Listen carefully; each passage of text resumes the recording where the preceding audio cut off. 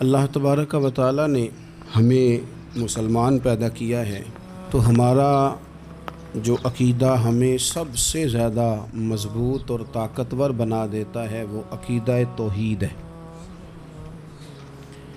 ہمارا یہ عقیدہ ہے کہ ہمارے حق میں، ہمارے حال پہ جو بھی فیصلہ فرمائے گا وہ ہمارا رب ہی فرمائے گا۔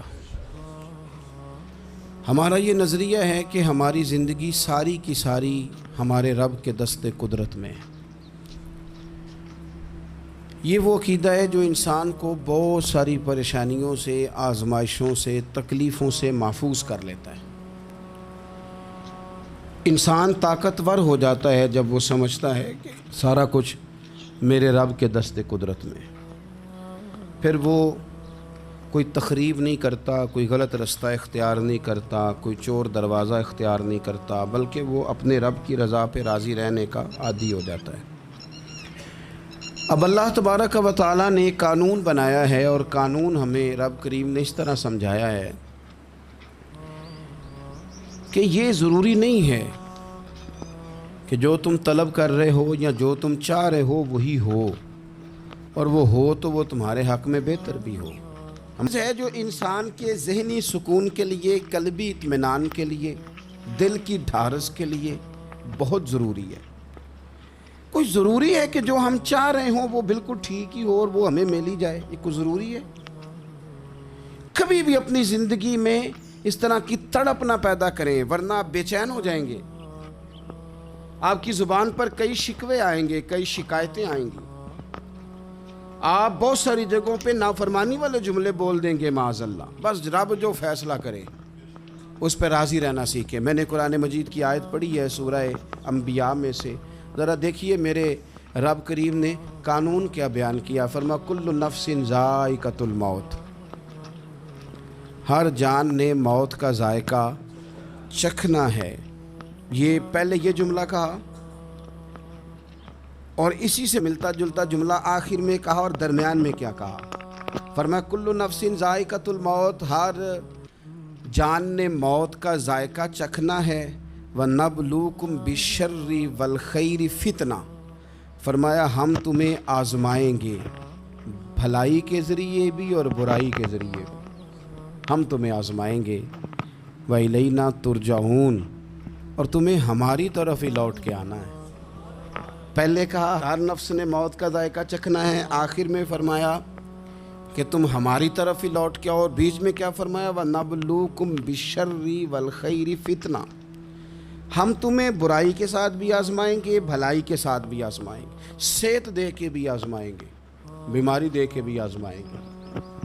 نرا زوالی آزمائش نہیں ہوتا، عروج بھی آزمائش ہوتا ہے۔ نری بھوک کی آزمائش نہیں ہوتی، زیادہ پیسے بھی آزمائش ہوتے ہیں۔ انسان کے لیے صرف اس کا کمزور جسم ہی آزمائش نہیں ہوتا، اس کا طاقتور وجود بھی آزمائش ہوتا ہے۔ فرمایا ہم تمہیں آزمائیں گے، بس خیال رکھنا کہ وَإِلَيْنَا تُرْجَعُونَ، لوٹ کر تمہیں ہمارے پاس ہی آنا ہے۔ اور میرے نبی پاک صلی اللہ تعالیٰ علیہ وآلہ وسلم ارشاد فرماتے ہیں رب جب کسی قوم سے محبت کرتا ہے تو انہیں آزمائش میں مبتلا کر دیتا ہے۔ پھر فرمایا اگر وہ اس پر صبر کریں، اللہ کی قضا پہ راضی رہیں، تو پھر اللہ بھی ان سے راضی ہو جاتا ہے، اور اگر وہ ناراضگی کا اظہار کریں کہ یہ مصیبت کیوں آئی تو پھر اللہ بھی ناراض ہو جاتا ہے۔ اللہ تبارک و تعالی ضرور آزمائے گا، خیر کے ساتھ بھی اور پریشانی کے ساتھ بھی۔ انسان پریشان اس وقت ہوتا ہے کہ جب وہ محنت کرتا ہے تو وہ کہتا ہے نتیجہ میری مرضی کا آنا چاہیے، یہ اس کا سب سے بڑا نقصان ہے۔ آپ رزلٹ کبھی اپنی مرضی کا نہ مانگیں، یہ دعویٰ ہی ٹھیک نہیں۔ بہت سارے لوگوں کو جانتا ہوں جو کہتے ہیں میں بندہ بھی ٹھیک ہوں بھی دیانتدار، محنت بھی بڑی کرتا ہوں، توجہ بھی میری پوری ہے، پر پھر بھی معاملہ صحیح کیوں نہیں ہوتے؟ تو میں کہتا ہوں پہلی باتیں ساری ٹھیک تھیں، آخری والی غلط ہے۔ اس لیے کہ محنت آپ کریں ساری، پر بندے نے رہنا تو بندہ ہی ہے نا۔ ساری محنت کر کے آپ کبھی اس نقطے کو سمجھ جائیں نا کہ 950 سال نبیوں نے تبلیغ کی، ہزار سال انبیاء نے تبلیغ کی، انبیاء نے رب کے تربیت یافتہ لوگوں نے تبلیغ کی، 2 لوگوں نے کلمہ پڑھا، 4 لوگوں نے کلمہ پڑھا، لیکن میں آپ کو دیانتداری سے بتاتا ہوں کہ وہ کامیاب ہو کے گئے دنیا سے۔ انبیاء کامیاب ہوئے، کیوں؟ اس لیے کہ رب نے انہیں کہا تھا جا کے پیغام دینا ہے، یہ نہیں کہا تھا کہ بندوں کا بدلنا بھی ضروری ہے۔ ہمارے بچے پتہ کیا کرتے ہیں؟ وہ فٹافٹ نہ پریشان ہو جاتے ہیں۔ نبیوں کے ذمہ تبلیغ کرنا ہے، یہ ان کا ذمہ نہیں کہ لوگ ضروری کلمہ پڑھیں۔ ہدایت تو رب کریم کے دستے قدرت میں۔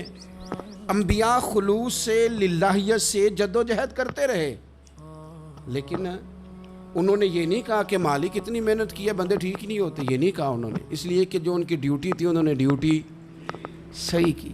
ہم نے اپنی ڈیوٹی کرنی ہے۔ پریشان اس وقت ہوتے ہیں جب نتیجہ اپنی مرضی کا مانگتے ہیں، نتیجہ نہ اپنی مرضی کا مانگے، رزلٹ نہ اپنی مرضی کا مانگے۔ اور جناب پیر صاحب میں فلانا وظیفہ بھی پڑھتا ہوں، فلانا وظیفہ بھی پڑھتا ہوں، فلانا وظیفہ بھی پڑھتا ہوں، دل نہیں صاف ہوتا، تو میں نے کہا یہ تو اللہ نہیں کر رہا ہے۔ آپ ڈیوٹی کریں، آپ کام کریں جو آپ کے ذمہ لگایا گیا ہے، اس میں وہ قضا نہ کریں آپ، باقی اللہ تعالیٰ کرم نوازی فرمائے گا۔ دیکھیں ایک بادشاہ تھا، اس کی سلطنت میں نا وہ قوم بنانا چاہتا تھا۔ ہمارے بادشاہ، ہمارے حکمران قومیں نہیں بناتے، لوگوں کو اپنے حق میں قائل کرتے ہیں۔ اس لیے کبھی بھی ہمارے ملک میں قومی سوچیں عام نہیں کی جاتی، ذاتی سوچیں عام کی جاتی ہیں، ملی باتیں نہیں کی جاتی، ذاتی باتیں کی جاتی ہیں۔ وہ چاہتا تھا کہ میری قوم بن جائے۔ اس کا ایک ہیرا سلطنت میں سے گم ہو گیا، تو اس نے اعلان کیا، اس نے کہا کہ جو بندہ ہیرا تلاش کر کے لائے گا اسے انعام دوں گا۔ ساری قوم نکل کھڑی ہوئی ہیرا تلاش کرنے پر، ادھر بھی لوگ گئے، ادھر بھی لوگ گئے، خشکیوں میں، دریاؤں میں، جہاں جہاں جس کی پہنچ تھی، جنگلوں میں، وادیوں میں، گھروں میں، بستیوں میں لوگوں نے ڈھونڈا۔ ساری قوم ایک ہیرا تلاش کر رہی ہے۔ بالآخر سب لوگ جمع ہو گئے ایک میدان میں۔ ایک بندہ اوپر چڑھا بادشاہ کے پاس، وہ اونچی جگہ پہ کھڑا تھا، اس نے کہا جناب یہ ہیرا مل گیا ہے۔ اب جب ایک کو ہیرا مل گیا تو باقیوں کے چہرے اتر گئے کہ یہ کامیاب ہوا، ہم ناکام ہوئے۔ بادشاہ چونکہ ان کی تربیت کے لیے یہ کام کر رہا تھا، اس نے کہا تمہارا کیا خیال ہے کہ اس ہیرے کے بغیر میرا گزارا نہیں تھا؟ کہ تمہارا کیا خیال ہے کہ ہیرا میری سلطنت سے نکل گیا تو مجھے زوال آ جائے گا؟ اس نے کہا یہ تو ایک ہیرا ہے۔ اٹھا کے پھینکا، دیوار کے ساتھ لگا، ہیرا ٹوٹ گیا۔ اس نے لوگوں سے کہا تمہارے چہرے اترے ہوئے ہیں، میں تمہیں ایک بات سمجھانا چاہتا ہوں، ہیرا ایک ہی تھا، ایک ہی بندے کو ملنا تھا۔ میں نے انعام کا اعلان تو یہ کیا تھا نا کہ جو ہیرا ڈھونڈ کے لائے گا اسے انعام دوں گا، لیکن اب میں تمہیں بتاتا ہوں کہ میں تم سب کو انعام دوں گا، اس لیے کہ ہیرا ایک تھا، ملنا ایک کو ہی تھا، سب کو مل سکتا نہیں، لیکن انعام اس لیے سب کو دوں گا کہ ہیرا ڈھونڈنے پر انعام نہیں دے رہا، میں کوشش کرنے پہ انعام دے رہا ہوں کہ تم نے کوشش تو کی، تم نکلے تو صحیح، جد و جہد تو کی۔ کچھ لوگ کہتے ہیں کہ ہمیں ہیرا مل بھی جائے، اور خدا کے بندے ہیرا ایک ہے، ہیرا ملنا کمال نہیں، محنت کرنا کمال ہے۔ ہم نہ تیار نہیں ہوتے۔ اللہ فرماتے ہیں میں نے آزمانا ہے، میں نے آزمانا ہے، تم نے سفر جاری رکھنا ہے، لیکن یہ ضرور یاد رکھنا کہ وَإِلَيْنَا تُرْجَعُونَ، لوٹ کے تمہیں میرے پاس ہی آنا ہے، تم نے لوٹ کے ادھر آنا ہے، اس بات کو ذہن میں رکھنا۔ حضرت عبداللہ بن عباس رضی اللہ تعالیٰ عنہ اس حدیث کے راوی ہیں، المعجم الکبیر کی یہ حدیث ہے۔ اللہ کے پیارے رسول صلی اللہ تعالیٰ علیہ وسلم ارشاد فرماتے ہیں کہ جس بندے کو 4 چیزیں مل گئی نا، اسے اللہ تعالیٰ نے دنیا اور آخرت کی بھلائیاں عطا فرما دی۔ 4 چیزیں جس شخص کو نصیب ہو گئی۔ یا رسول اللہ کون سی؟ حضور فرماتے ہیں جس کو شکر کرنے والا دل مل گیا، اور کریم محبوب فرماتے ہیں جسے اللہ تعالیٰ کا ذکر کرنے والی زبان مل گئی، اور حضور فرماتے ہیں جسے مصیبت پر صبر کرنے والا بدن مل گیا، اور جسے ایسی بیوی مل گئی جو نہ اس کے مال میں خیانت کرے گی، نہ اس کی عزت میں خیانت کرے گی۔ جسے یہ 4 چیزیں مل گئیں وہ خوش نصیب ہے، دنیا بھی بن گئی، آخرت بھی بن گئی۔ کامیابی صبر آ جانے کا نام ہے، کامیابی شکر حاصل ہو جانے کا نام ہے، کامیابی میرے عزیز یاد رکھ لیں کہ انسان اللہ کے ذکر میں لگ جائے تو اس کا نام ہے کامیابی۔ ہم نے کس کو سمجھ لیا؟ اپنی زندگی میں ایک تو محنت کریں، نتیجہ اللہ پہ۔ دوسری بات، امیدیں ذرا چھوٹی وابستہ کریں، لمبی نہ بنائیں۔ ایک ہے منصوبہ سازی کرنا مستقبل کی، وہ غلط نہیں۔ میرے نبی پاک علیہ السلام کا فرمان کاش کبھی ہم سمجھ جائیں۔ حضور نے ایک دن صحابہ سے فرمایا تھا حیا کرو، کہا صحابہ سے، سمجھایا ہمیں، فرمایا حیا کرو۔ یا رسول اللہ کس بات سے؟ فرمایا وہ والا مال کماتے ہو جو کھا ہی نہیں سکتے، اور وہ والے مکانات بناتے ہو جن میں تم رہ ہی نہیں سکتے، اور ان چیزوں کا سوال کرتے ہو جن کی تمہیں ضرورت ہی نہیں۔ اتنے لمبے محلات، اتنا لمبا چوڑا مال، اتنا لمبا چوڑا پیسہ، اتنی لمبی امیدیں، اتنی لمبی داستانیں، انسان کمزور ہو جاتا ہے، ساری زندگی حساب کتاب میں بیت جاتی ہے۔ دیکھیں نا، حضور علیہ السلام نے فرمایا یہ جو غریب لوگ ہیں نا، یہ مالداروں سے 50,000 سال پہلے جنت میں داخل ہو جائیں گے۔ کیوں؟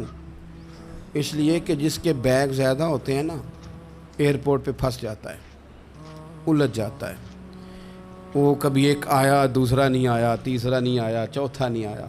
اور جو ہینڈ کیری والے ہوتے ہیں نا، 2 جوڑے، وہ تو بس جناب سب سے پہلے وہی نکلتے ہیں، اور ان کی گاڑی بھی کسی رش میں نہیں الجھتی، گھر وقت پہ پہنچ جاتے ہیں۔ مال تھوڑا تو حساب بھی تھوڑا۔ تو ہم نا لمبی امیدوں کے چکر میں اس لیے پریشان ہے۔ رب کہتا ہے وَإِلَيْنَا تُرْجَعُونَ، تم نے اپنے گھر واپس آنا ہے، تم نے ادھر لوٹنا ہے، تم اتنے لمبے چوڑے معاملات کا شکار نہ ہو جانا۔ تیسری بات جس کو آپ ضرور سمجھیں گے اور اس پر آپ غور کریں گے، بندوں پر اعتماد کرنا چھوڑ دیں، اللہ پر اعتماد کریں۔ ایک اعتماد ہے اللہ کے نیک بندوں کا، دعاؤں کا اعتماد، نسبتوں کا اعتماد، اس کی بات نہیں کر رہا میں، دنیا داروں، سیٹھوں، نوابوں، جاگیرداروں پر اعتماد کی بات کر رہا ہوں۔ اعتماد خلق چھوڑ دیں، اعتماد خالق کریں۔ بندوں پر بھروسہ نہیں، بھروسہ اللہ کی ذات پر۔ جو بندہ رب کی ذات پر بھروسہ کرتا ہے مضبوط ہو جاتا ہے، طاقتور ہو جاتا ہے، کمزور نہیں پڑتا۔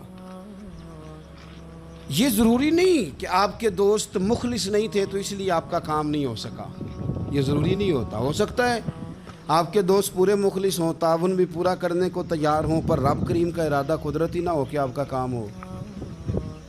کیا کر لیں گے آپ کے احباب، آپ کے دوست کیا کر لیں گے؟ اللہ کا ارادہ قدرتی نہیں۔ شاید اسی لیے کسی درویش نے کہا تھا کہ خوش نصیب وہ ہے جو اپنے نصیب پہ راضی ہے۔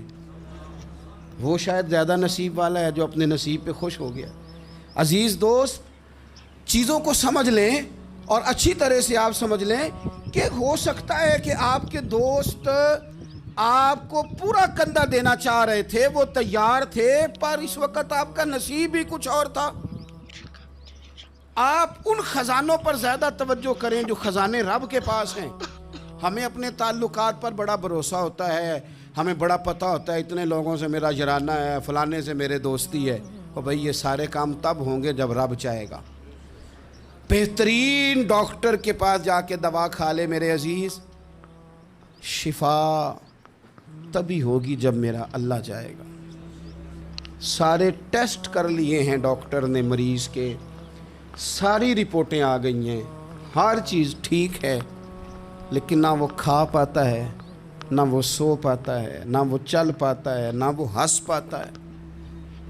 اس نے پوری دنیا جہاں تک اس کی دوڑ تھی اس نے لگا لی، لیکن لازمی نتیجہ یہ نکلتا ہے کہ اسے کہنا پڑتا ہے کہ ہوگا وہی جو میرا رب چاہے گا۔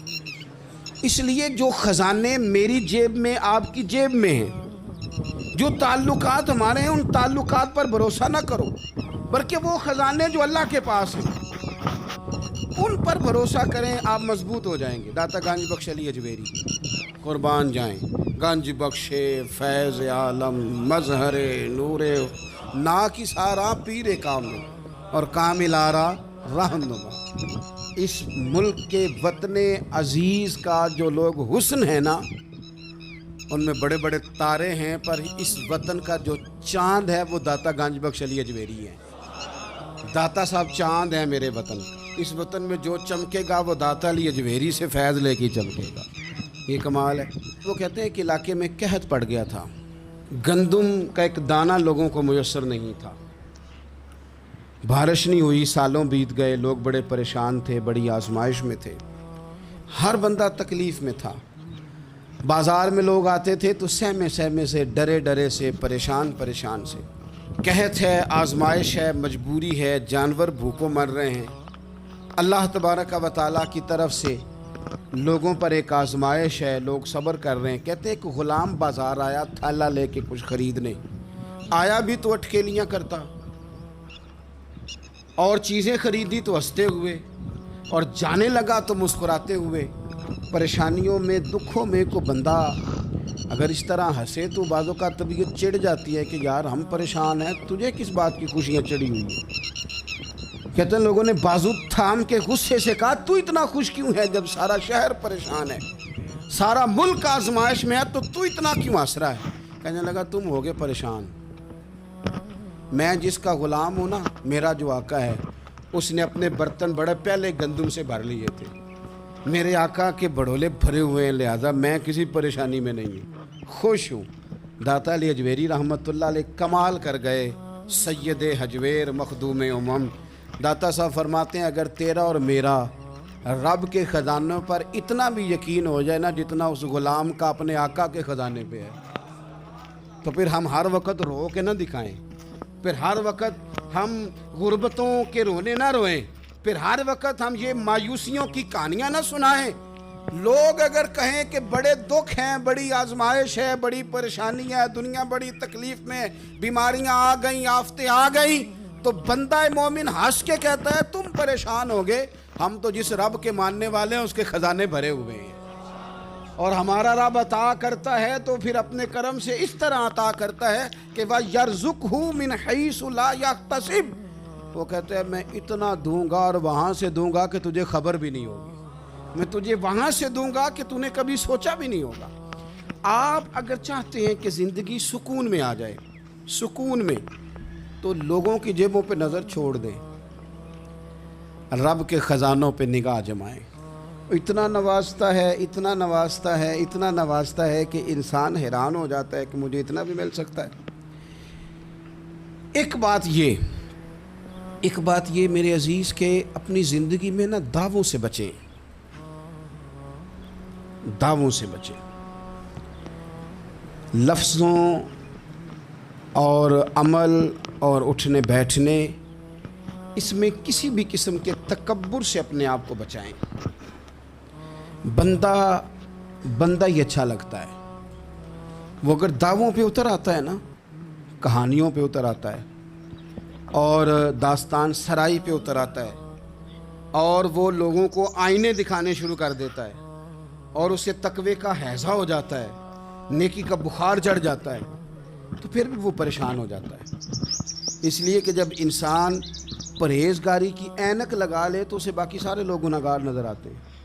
آپ اگر سکھی رہنا چاہتے ہیں نا تو عاجزی اختیار کریں. کیوں کہ جب آپ عاجزی اختیار کریں گے تو آپ کو اللہ کی مخلوق اچھی لگنے لگ جائے گی. کیوں کہ آپ اپنے سے بھی کسی کو بہتر سمجھتے ہیں. جب تک آپ میں تکبر ہے، میں نے دیکھا ہے کہ لوگ تکبر کا شکار ہو جاتے ہیں، کسی کو جھوٹا، کسی کو بددیانت، کسی کو فراڈیا، کسی کو دھوکے باز، کسی کو ڈاکو، کسی کو چور، کسی کو غدار، کسی کو فلانا، کسی کو فلانا. اصل بات کیا ہے؟ اصل بات یہ ہے کہ اس شخص کے دماغ کے اندر تکبر کا سودا سما گیا، یہ کسی چکر میں پڑ گیا ہے، اس کو ہیضہ ہو گیا ہے پرہیزگاری کا. یہ سمجھنے لگے کہ جو میں سوچتا ہوں وہ صرف وہی ٹھیک ہے. تیرا یہ دعویٰ ہے کہ ساری مخلوق ٹھیک نہیں، اور میرا رب فرماتا ہے لَقَدْ خَلَقْنَا الْإِنسَانَ فِي أَحْسَنِ تَقْوِيمٍ. میں نے مخلوق بنائی بڑی سونی ہے. ہم نا جب یہاں آ جاتے ہیں نا، یہاں ایک شخص تھا جس کا نام تھا بلعم بن باورہ. یہ بڑا مستجاب الدعوات تھا، جو دعا مانگتا تھا اللہ قبول فرما لیتا، پرہیزگار تھا. اسم اعظم اللہ نے اسے عطا کر دیا. حضرت موسیٰ علیہ السلام کے دور میں حضرت موسیٰ علیہ السلام نے جب اپنی قوم کو لے کے جبارین کے خلاف جہاد شروع کیا، نکلے تو اس طرف آنا تھا جس طرف یہ رہتا تھا.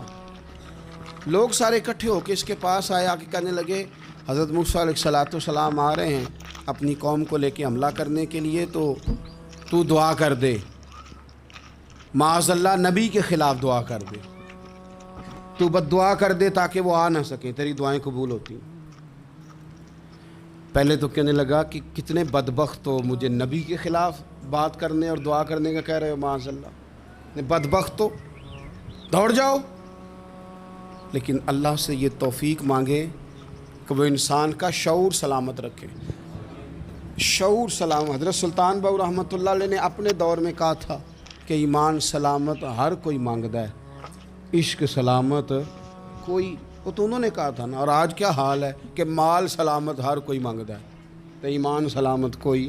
اب کہاں ایمان سے، اب تو مال سلامت مانگتے ہیں، اللہ ماشاء اللہ۔ انہوں نے کہا تھا کہ ہمارے دور میں سارے ایمان کی سلامتی مانگتے ہیں اور میں عشق کی مانگتا ہوں۔ اور میں لوگوں کو کیا کہوں، میں تو یہی کہہ سکتا ہوں حضرت سلطان صاحب سے معافی لے کے کہ حضور ہونتے مال سلامت ہر کوئی منگدا ہے، تھے ایمان سلامت کوئی۔ اب تو یہ حال ہو گیا۔ او بلم بن باورا غلط فہمی ہو گئی، پہلے تو لوگوں کو اس نے ڈانٹ دیا، لیکن جب لوگ دوبارہ آئے نا تو تحفے طائف لے کے آئے، لالچ میں آ گیا، پاگل ہو گیا، بیوقوف ہو گیا۔ ہیرس ہوس یہ کہیں کا نہیں چھوڑتا انسان کو۔ لوگ نیک لوگوں سے بھی دینداری کا رشتہ نہیں بناتے، دنیا داری کا بنا لیتے۔ وہاں سے بھی مال ڈھونڈتے ہیں جہاں آ کے انہیں دنیا بھول جانی چاہیے تھی۔ مال آیا، دولت لے کے آئے لوگ، انہوں نے تحفے طائف دیے، وہ کہنے لگا ٹھیک ہے۔ پہلے ڈانٹ رہا تھا کہ نبی کے خلاف میں بد دعا کروں، اور اب تیار ہو گیا، معاذ اللہ۔ گدھے پہ بیٹھ کے یا گدی پہ بیٹھ کے جا رہا ہے کہ پہاڑ پہ چڑھ کے حضرت موسیٰ علیہ السلام اور ان کی قوم کے خلاف معاذ اللہ بد دعا کرتا ہوں۔ تو رستے میں جاتے ہوئے نا گدی نے منہ پھیر کے کہا کہ باز آ جا۔ گدی کہنے لگی تو مجھے آگے بھیجتا اور فرشتے مجھے پیچھے بھیجتے، باز آ جا۔ بڑے لوگ کانوں میں اذانیں پڑھتے ہیں کہ سیانے ہو جا، سیانہ ہو جا، لیکن جب کسی پر بدبختی غالب آتی ہے تو پھر وہ سمجھدار ہونے کو تیار نہیں۔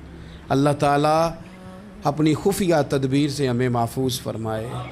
اللہ تعالیٰ ہمارے حق میں جب بھی فیصلہ کرے تو رحمت والا کرے، کرم والا کرے، آسانی والا کرے۔ چڑھ گیا پہاڑ پہ، اور پہاڑ پہ چڑھ کے جب اس نے ہاتھ اٹھائے، وہ لوگ جو بد دعا کرانے والے تھے وہ ساتھ ہی تھے، تو اپنے منہ سے لفظ نکالتا ہے حضرت موسیٰ کے خلاف معاذ اللہ، لیکن وہ لفظ اپنی قوم کے خلاف نکلتے ہیں۔ وہ ان کے خلاف بد دعا کرنے چلا تھا، تو چونکہ ہر چیز اللہ کے دست قدرت میں ہے نا، تو زبان سے نکالتا کچھ ہے، نکلتا کچھ اور ہے۔ پھر وہ وقت بھی آیا کہ زبان لٹک گئی، سینے پہ آ گئی، عذاب آ گیا اللہ کا، تباہ ہو گیا اپنی قوم سمیت۔ اپنی زندگی میں یاد رکھ لیں اچھی طرح، ہرس، ہوس، تکبر، غرور، وہ کسی چیز کا بھی ہو، وہ انسان کو لے ڈوبتا ہے۔ اگر آپ زمین پہ کھڑے رہ کے لوگوں کو دیکھیں گے تو کچھ لوگ اگر آپ کو اپنے برابر نظر آئیں گے نا قد میں، تو کچھ انشاءاللہ بڑے بھی نظر آئیں گے۔ ہم نے لسٹیں بنا لی ہیں کہ کون کون کتنا غلط ہے، ہم نے ہر ایک کے بارے میں 2-4 باتیں یاد کر لی ہیں، فلانا اتنا خراب ہے، فلانا اتنا اور فلانا اتنا۔